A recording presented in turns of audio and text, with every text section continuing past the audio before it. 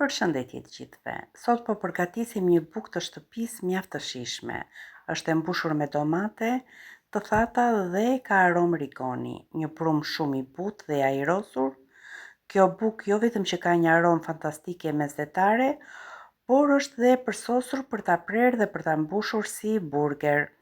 Le të fillojmë nga puna. Në një enë të shkallëzuar shtuam një lugë të çajit me krip, një lugë të çajit sheqer dhe një lugë të çajit me maja buke. I shtojmë 500 ml ujë, pas edhe të vakët, po tani në verë nuk është problem pasi majaja aktivizohet me njëherë.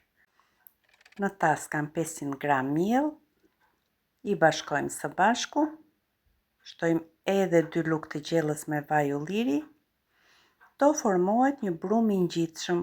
Nuk ka nevojë ta punoj me dorë, por thjesht me një lugë ose këtë përzierësin e vezëve mund ta përgatisim. Si e shikoni, është brumë i ngjitshëm. E lëm të pushoj për 1 orë. Si e shikoni, është dyfishuar vëllimi. Tani i bëjmë këtë tërheqjen. E palosim, sërish e lëm të pushoj 1 orë tjetër.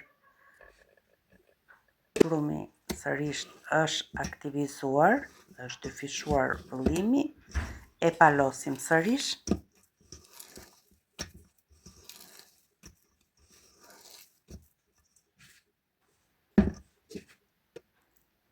E lam sërish të pushoj për 1 orë tjetër, dhe më thënë janë 3 palosje.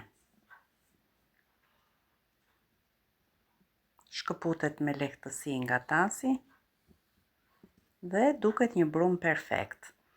Vendosim pak miell në suprin, shtoj masën e brumit sipër,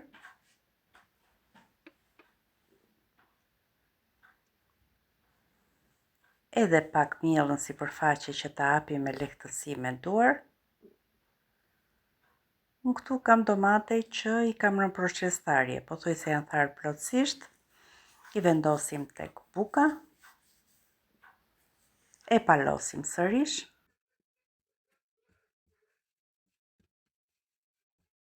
Pak ngjeshje me duar, e hapim, gjithmonë na ndihmon mielli që mos të na ngjitet brumi nëpër duar. Nëse dëshironi mund t'i shtoni dhe rigon brenda, por unë nuk më pëlqen rigoni brenda, do t'ja shtoj vetëm në sipërfaqe. E ndajmë në 3 pjesë të barabarta sigurisht.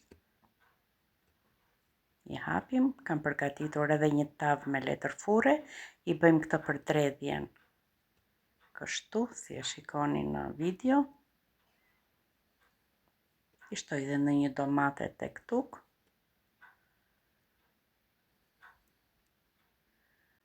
Shiheni shtojnë domatet kësaj buke.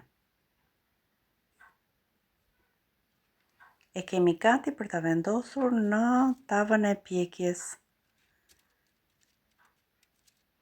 I bëjmë këtë palosje në këtë mënyrë letrës së furrit që mos të na bashkohen bukët me njëra tjetrën. Do ta lëm të pushoj për gati 30 minuta.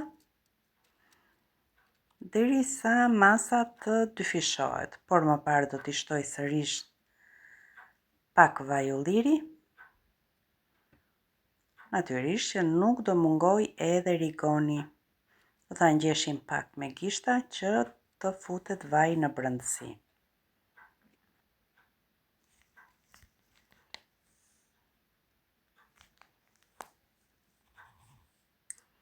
Rigoni sipër, e lëm të pushoj për 30 minuta. Pasi është dyfishuar masa, e pjekim 30 minuta në 220 gradë.